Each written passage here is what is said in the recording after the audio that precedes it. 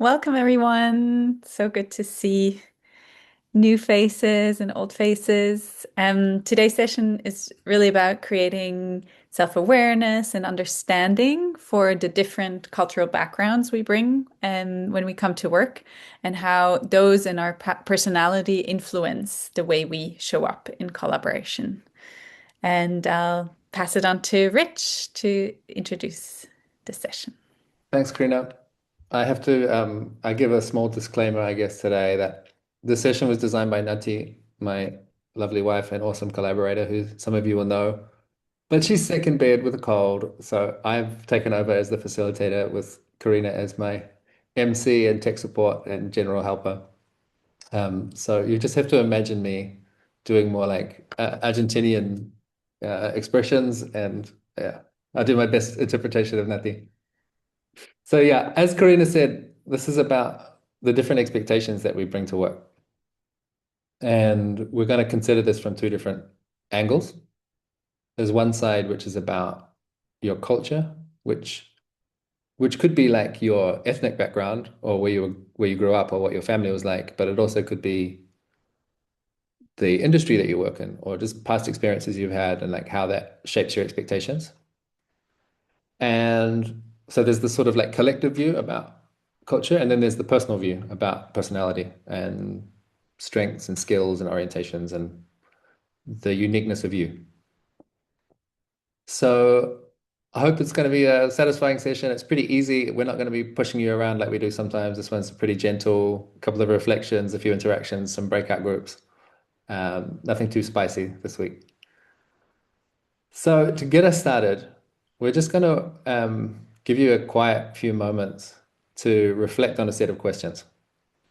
And we've just got a few minutes, so you probably won't get through all of the questions, but notice which ones of these stand out to you as being particularly juicy and maybe spend a few moments taking some notes about them. So I can read them out to stimulate your imagination. How do you interpret punctuality and deadlines? How do you navigate hierarchy, whether that's an explicit or implicit hierarchy? What does respect look like in your culture? Where do you set your boundaries around personal versus professional communication? What's acceptable when giving feedback in your culture? And according to you, in which way should you approach conflict or tension? So I'm going to be quiet for a moment while you take some notes on that.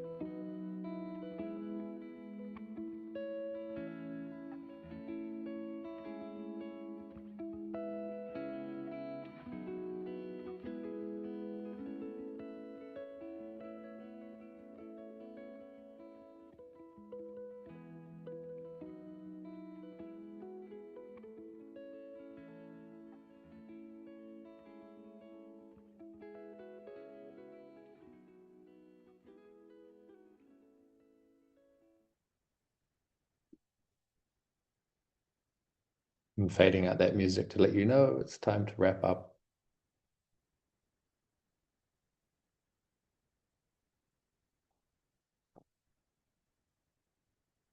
Let's get that last thought down.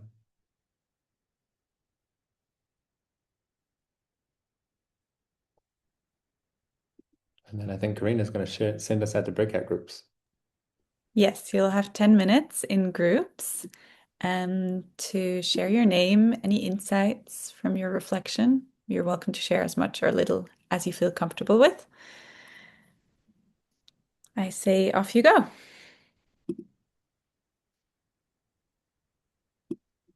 And I will pause the recording. Let's see. Great. I think everyone's back. Oh no, they're still arriving. Great. Welcome back. How was that? Yeah? What If you happened? feel like what happened, if you feel like sharing any insights you had in the conversation, feel free to share something in the chat, or you're also welcome to share out loud. We have a few minutes.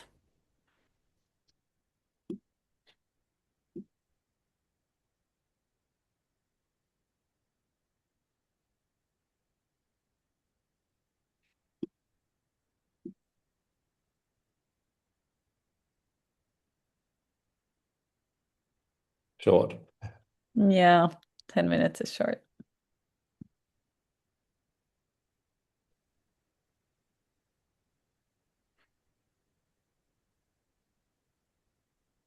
I think it's hard speaking up in this environment where we've just gone into breakout rooms. We don't know anyone. We've just formed a little bit of a sense of who the other person is in our little group. And we had quite a rich conversation. It was really lovely to enjoy, like to hear other people's views.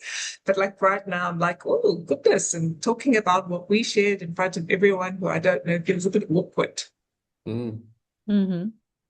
Thanks. I can share. We talked about we went into what respect looks like and delved into the difference between cultures, nationalities. We're quite a mixed group, so it's quite interesting to, punctuality is kind of the classic example of, what's more important to be on time or to be present when you arrive.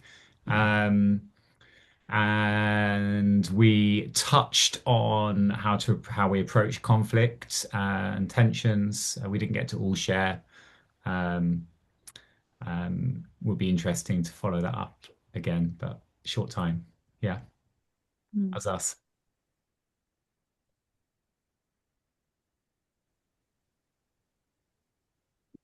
The punctuality one is big for me as an Anglo-Saxon living in Spain.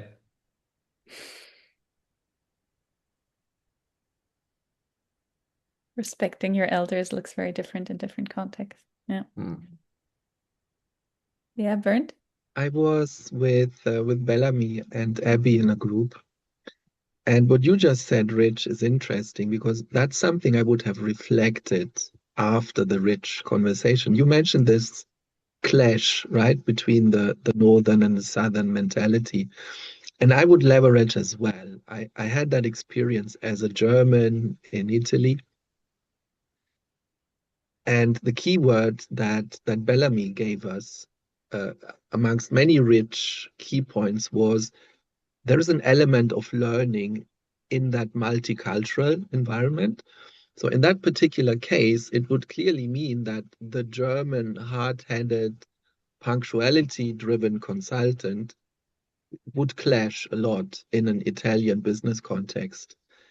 And that clash is real. So you need to compromise. You cannot impose your cultural DNA whatsoever and how that is expressed on the other one. So you need to adapt. And I found in that adaptation quite a big richness.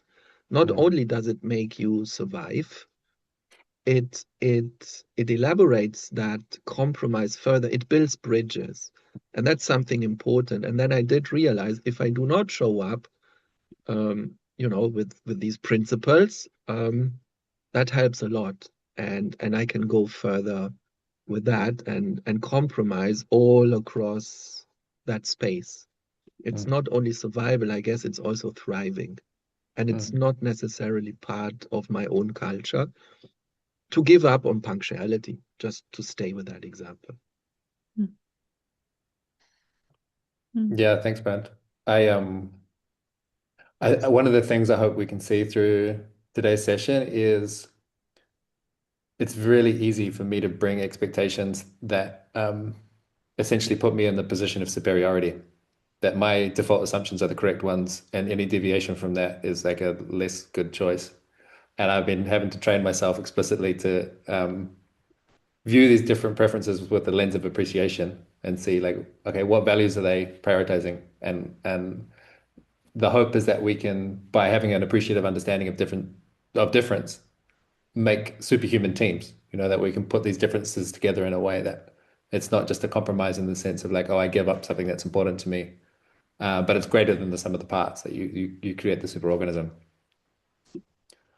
I'm going to take us to the next phase. I do have the feeling of like we're doing things in a short way, but hopefully this stimulates some deeper discussions and reflections that you can take home with you.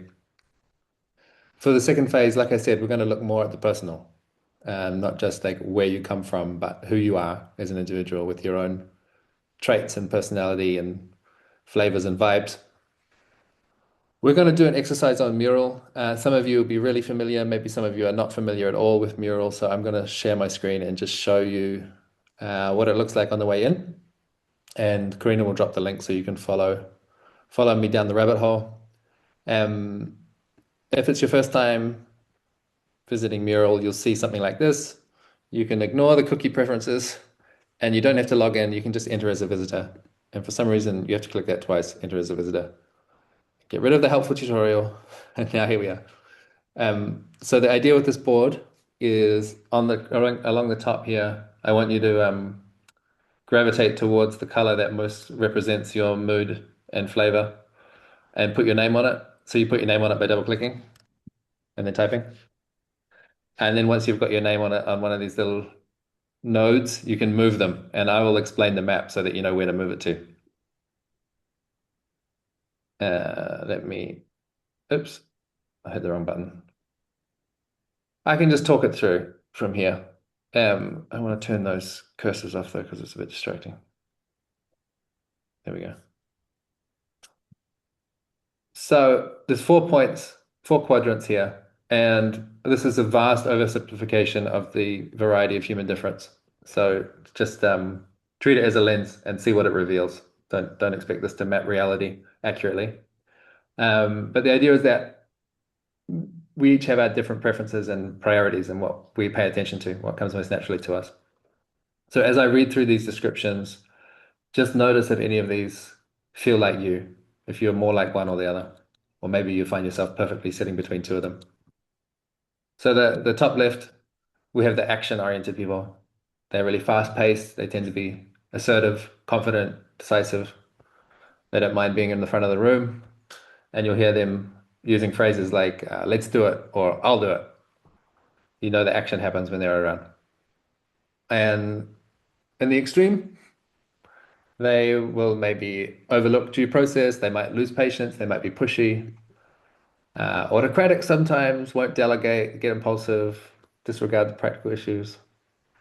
So some of you might recognize yourself in this.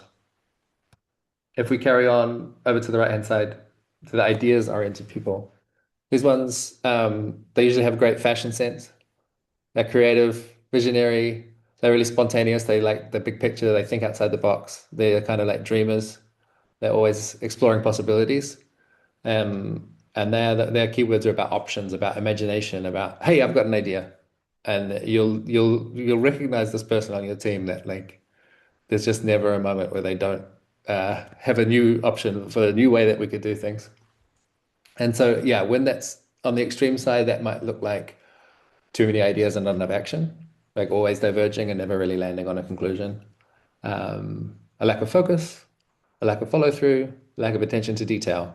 So it's like an artistic temperament that has a lot of great skills, and I wouldn't want them doing my accounting. as we carry on down bottom right-hand side, we've got Rich, the relationships oriented people. Yeah, go ahead. sorry. Can you screen share again so that there's someone who can't Ah, access? thanks for interrupting. Mhm. So on the relationships oriented people, they're more slow paced. This is someone you know is going to be a good listener. They're going to be sensitive, going to be helpful. They make sure everyone's included. They make decisions based on feeling. And their keywords, they're always looking for what's fair or what's right. You know they're going to be paying attention to people, paying attention to the whole group. And the shadow side of this orientation is that they can lose focus on goals because they're so focused on people. They might have trouble saying no, might tend to be like people pleaser kind of person, might overcompromise, internalize blame or internalize anything when they don't go wrong, they take them personally rather than being about the team or about the project. And they will struggle to make decisions if people are not all on board. So it can be really tough to make an unpopular decision if this is your natural orientation. And then finally, over on the left, bottom left, we have the quality oriented people. These are the ones that are going to pay attention to the details. They tend to be really organized, really practical, logical, and focused. They'll follow the procedures. In fact, they'll make new procedures, they'll make guidelines, they'll make sure that people understand what's in the manual and they'll keep the manual up to date. So you'll hear these people talking about objectives and analysis, and they tend to they want to know what, why, when, and how before they take action. There's a kind of thoroughness about the way that they move through the world. And in the extreme side, that can get you bogged down by data. Maybe you've heard analysis paralysis, like, oh, there's so many details and so many options, and I don't know what's right, and I get indecisive. And they might stay on the sidelines rather than getting in the middle or getting in the front of the room. And with these people, often change can really be destabilizing. Like any change of plans can really provoke um, a disorientation and take a bit of work to reintegrate. So if you're like me, probably you hear these four different things and you say, yeah, I'm a bit of this and I'm a bit of that, but really, yeah, there's some people right in the middle, right? You can see yourself in all of them. One way to be more decisive about which one's you is if you think about what happens to you when you're stressed. Like which one of these is like for me personally, the change can be destabilizing. That's the thing. That's how I recognize myself that I panic when the plan changes in a way that other people can just roll with it spontaneously. That's how I know I'm more in this orientation. So that might be a clue. So now that we have some of you finding your way on this map, and by the way, is there any questions? Do people understand what's going on? Because if those directions are not clear, then this next part of the exercise won't make sense.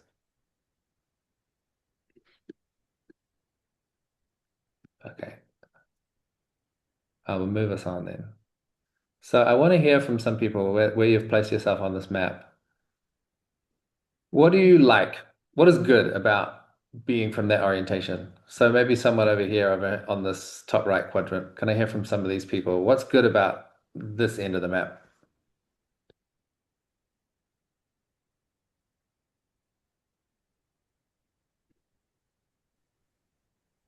I would say in the ideas bit more the kind of orientation towards a hopeful direction, positivity, finding solutions. That's what I find.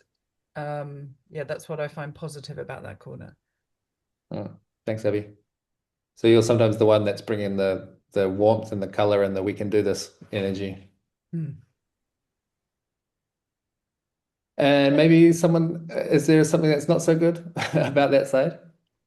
Shannon, I think I interrupted you. You're about to say something. I resonate with this side because I see myself as quite a generalist. I don't really have a specialty, but and the benefits of that is that I can help do lots of things. But yeah, in that shadow side, sometimes I do get overwhelmed and there is too much going on. Yeah. Tell me about it. Thanks, Shannon. What about some of the other directions? I want to hear basically what's good and what's not so good about your direction.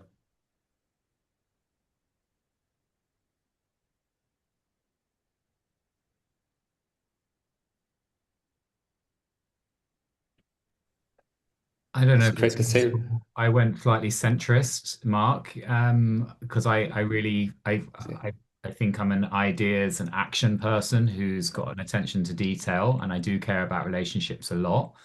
Um, and I've learned the attention to detail that I've got a creative eye, but the actual admin I've learned the systems. I've made myself do it.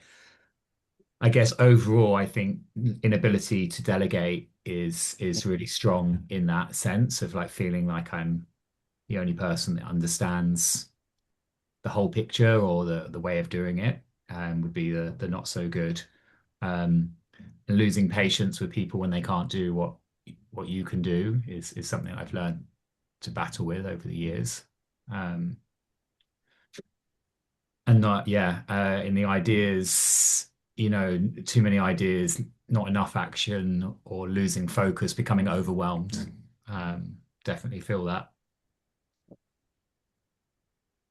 And yeah, struggling with managing big teams and when they feel let down. I have a very personal relationship, and so I struggle to separate from that. And so unpopular decisions can be quite hard for me. Yeah, gotcha. Yeah, this ability to delegate is a real linchpin of any kind of collaborative endeavor, right? Getting better slowly, quickly. Yeah, great. I'm moving away from the center and looking at who's on the edges here, someone a bit more decisive. Is it Stuti? Is that how I pronounce your name? Yeah, hi. That's Can you how you tell us pronounce about that. your direction? Yeah, I was thinking I like to get things done and with the quality, with the quality it's required to get the things done with. I was trying to reflect on what would be the shadow side of it is I could only think of the environment. Sometimes the action oriented people create might be stressful to others because you want to get things done. You want to achieve this particular milestone with X quality, and it might be stress inducing to the surrounding when you collaborate with others. I think that's the shadow side. The action orientation creates stress for other people. Did I get you right? Yeah. I mean, I love my action-oriented people. I get really impatient when it feels like we're just like constantly going round and round in circles trying to decide on what the plan is. What about somewhere down in the bottom end of the graph here? Maybe Amber or Anne or Sabrina? I can. I'm Anna. Um, it's not the first time I see this, and I think it's very interesting. It's a very interesting chart, and I'm in the middle there between quality and relationships.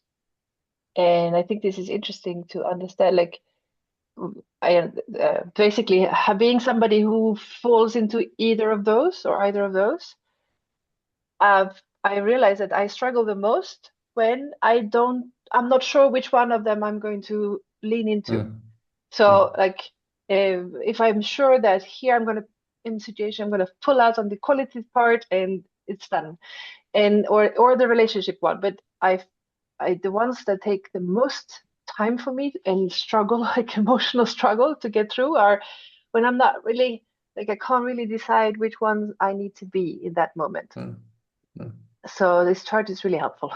Thank you. It sounds like in a conflict between two different parts of you that have these different strengths, maybe.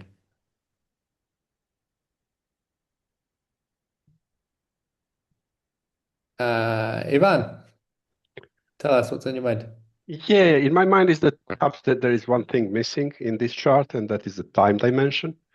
Because reading them, I've been all of these things, in different phases of my life. So, okay, now I'm more on the focus towards quality and relationships, which were always been kind of at the base. But I have been in the role very comfortable also in the roles of action or ideation. So I believe you evolve also through the work you do, and that's something that we should account for. I think that reflects a kind of maturity as well to be able to sense what is needed here. Like, what does the team need? What does the project need? Which part of myself do I need to bring forward here? Or which one can I develop? Okay, the next question is, are there any of these directions that are particularly difficult to work with? Like, are there people that get on your nerves or you tend to get into conflict with? Nina's nodding. Yes, because I have a tendency to get into the details of things very much and spend 24/7 working on the details of before the project's finished. And then when I worked with somebody for years who was even more so like that than me, um, I was crazy. We drove each other crazy because it was endless without ending. And in the end, I became way less focused on the details because I had to allow them to focus on the details.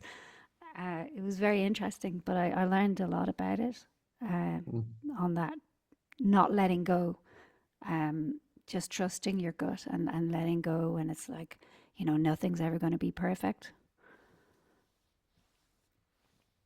It's a tough pill to swallow for a quality-oriented person. Mm. I wanted to share that I have a tendency to be more on the relationships and ideas side. And I struggle with people who are more on the action side. We usually, there's a lot of conflict there because they are usually impatient with me. And I feel like my side is a little bit devalued. And also I struggle to impose my my way of thinking because I value more the process as opposed to results. I'm more in the artistic field, so it's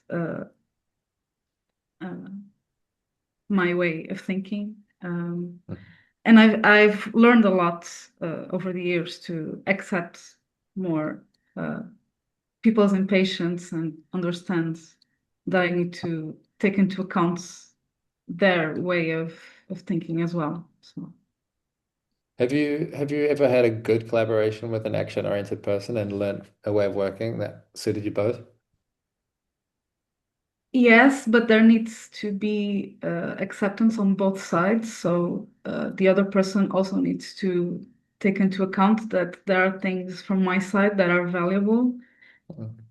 So we need to each use each other's strengths. So if there's an action-oriented person that is very impatient, it's very hard for me to work with them. Yeah. I just wanted to jump in to offer something. Rich, I loved your the sort of provocation to think about like how are you when you're under pressure? Because like I like to think about myself as being very relational. But like when I draft an email, I always go back because I like my email just bangs out what I need to say. And then I go back to the top and write like, hi, I hope you had a nice weekend because I'm just so straight to business. But I think that what you do is you learn your tendencies, your weaknesses. And so I work really hard on the relational bits and I almost probably pay it more attention than some of the other bits because I know my tendency when I'm busy, when I'm just trying to smash through stuff is to forget that bit. And so I work even harder at it. Yeah, again, that's that kind of maturity, right? Like seeing where your strengths are and putting extra energy to top up the balance in the other areas. Leo. Hey, I'm located between ideas and action, and one thing that I found interesting is that your idea of like, well, suggesting to reflect on how you feel when you're stressed or under stress, right? It's the thing that what drives stress, right? So whatever drives stress in your daily life or particular for me on my professional workspace is what's going to dictate, is what's going to shift me towards one or other way of thinking, right? So for me, it's easy to think about ideas. This is what I like in some sense. But stress tends me to drive to action, right? It tends me to, okay, now stop dreaming. Like we need to present something. We need to present some result. We need to create some outcome, right? So I think it's a mix of the extreme mix between these dimensions and not yeah. I also feel, yeah, sorry, I just wanted to say that I also feel it depends on the group. Like your role on the group sometimes changes. If I become a more action-oriented person if I'm with other people that are more relationships or ideas-oriented people. So Yeah, this is my feeling too. It feels like when you're working on a project or you need people in the four directions to be successful. And then it's a matter of seeing who's doing what, like who's gonna do action, who's gonna do ideas, and you show up and you try to fill the gaps, you try to fill where you're the most needed. And as a generalist, personally, it feels like it's a way I'm acting, like I'm trying to help. Yeah, this is one of the traits I think of a collaborative leader is knowing how to fill those gaps. I saw Sabrina jumping on the microphone. Yeah, sorry, because I didn't find the hand, but I can take this hand also. Yeah, I liked also what Joanna said, very relationship way to say it depends a little bit on the group, experiences too. And I want to comment a little bit on the quality relationship connection. For me, maybe I ideologized or rationalized it a little bit, but I feel when we look at maybe global issues or so on, I feel even if we don't take enough focus on relationships and maybe how there's like power dynamics and everything, then the solutions we come up with are not good enough to solve issues. So that's why I'm really find it important this relationship focus. But I also experience with myself that it depends a little bit also on. I mean, we have different degrees, and I realize I'm with people who are more relationship oriented than me, even though I consider this myself. And then I feel, wow, I'm actually stepping on their feet and maybe too impulsive or impatient. So it is also a measure of degree, I feel. Yeah. And also as Joanna said, if there's a respect for each other, then it can be a really nice way of working. And then I also can see I really appreciate action-oriented people who can really help to make a decision, or people who have more like really own ideas, not only look at different sides of the things and so on. So, and as Leonardo said, like stress plays a part here. I feel if we all work in less stressful environment, maybe it's easier for each of us to also be respect each other different patterns. Thanks, Sabrina. There's a lot of really good insights in there. One of the things you said that stuck out to me, I marked it down as, I don't know if I'm getting you correctly, but I got it as the relational understanding of people's differences is actually a precondition of having high quality decisions. That if you don't have that relational access, you might think you're making a smart decision, but it's because you're just ignoring all of the outliers or all the difference. I am going to move us to wrap to the next thing as we're getting closer to the top of the hour when we're going to start. I think one last thing to say about this exercise as a board, it can be really helpful to bring this language into a team as a way of constructively talking about our different strengths. Because it is pretty common that people polarize and someone with this set of strengths gets annoyed with that set of strengths, and that can generate conflict. But if we have a constructive way of saying, oh, it's that you're quality oriented, it's not that you're a pain in the ass, it can help the conversation be a bit more fruitful and constructive.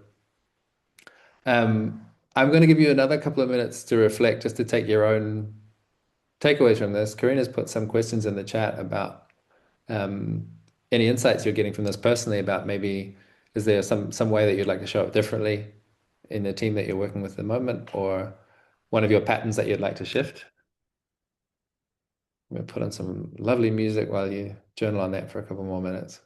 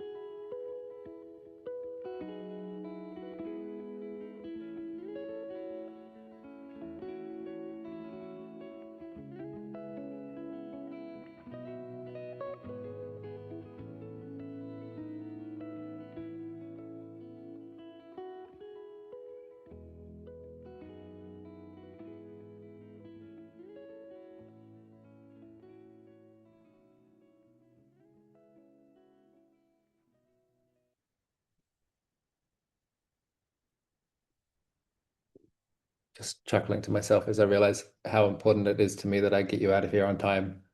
Out of my personality type, I guess. A couple more things to say before you go away. I will share actually the screen again because there's some useful information. Where is it? That one. We'll send out this mural board, and actually maybe I'll send it as a PDF so that you don't. I saw people had browser issues and things, so hopefully a PDF is more accessible. We'll also send the recording out so you can, yeah, if you wanted to run this with your team, you'd be most welcome to, or if you'd like us to run it for your team, this is the work we do for our bread and butter, so definitely call on us. Further down the page, if you keep scrolling down, this is an exercise that Nati's been designing, which has been really profound for a lot of people. On that question of, is there any pattern that you would like to shift? Obviously, changing your patterns, your behavior, your ways of working is easier said than done. And so this, I call it the tropical exercise, the tropical iceberg exercise, because somehow there's an iceberg and a tropical island at the same time. But there's some deeper questions about what's driving those patterns, and it guides you to think about what's a specific experiment or a small action you could take to start checking those deeper assumptions that drive those behaviors. So this is a really good one for yeah, more of a longer term personal introspective journey. I've found it to be quite moving on some of the stuff that I've been trying to work on.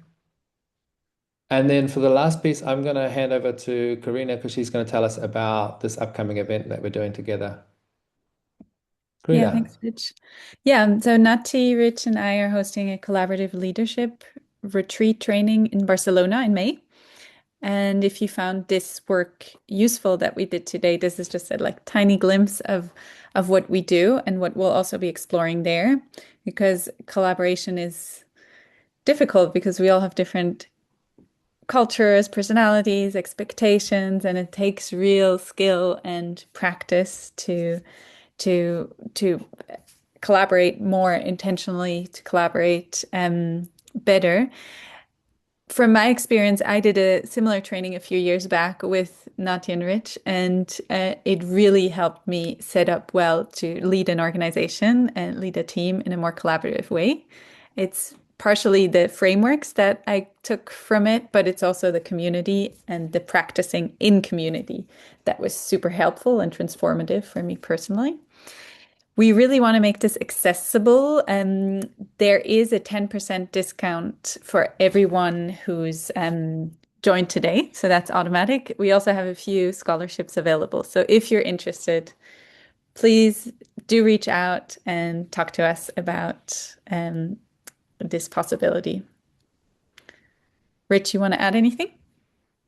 I just want to add that Barcelona in the forest at this time of year is unbelievably beautiful. Like Nati and I spent many years scouring the planet to find the best place for a retreat center, and it's really quite amazing. There's like unbelievable wildlife outside, and it's really beautiful. We're looking forward to it a lot.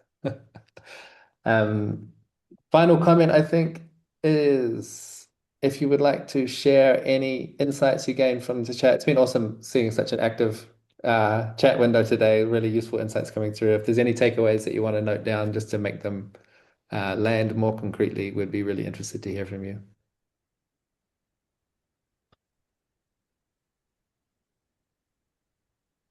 Already some insights coming through. Yeah, there's a really useful lens on this question around neurodiversity as well. I think some of us at the Harma have our own particular flavor of neurotype, but our collaborator Lana in specific has been doing a lot of work with neurodiversity. She's co-founder of the Neurodiversity Foundation in the Netherlands, so a very good person to talk to on that topic.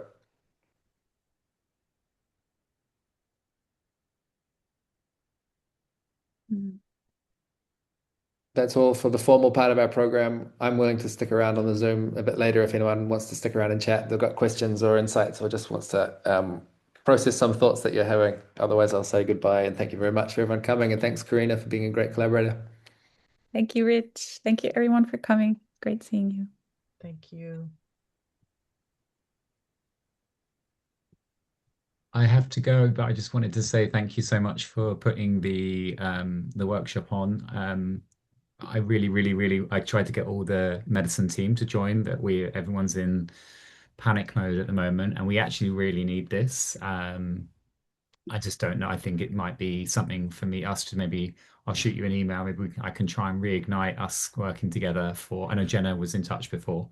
Reignite us working perhaps after the festival. Because I think what that piece there is really, it's great. And I really see the value in what you guys do, and I think we really need your help.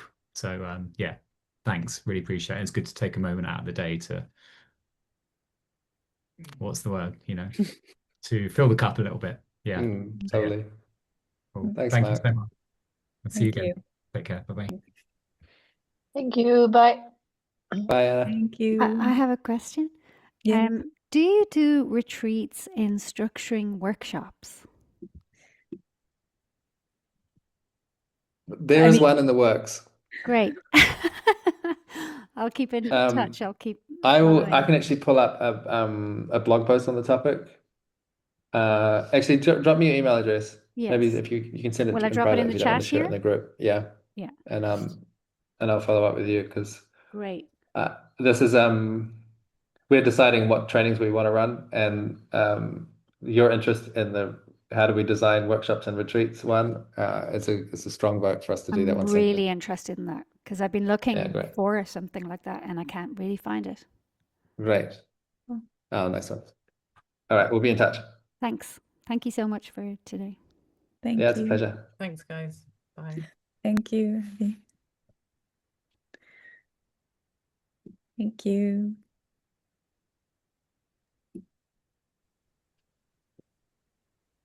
I have also one question, but I don't know, maybe the others have. And I talked already a lot today.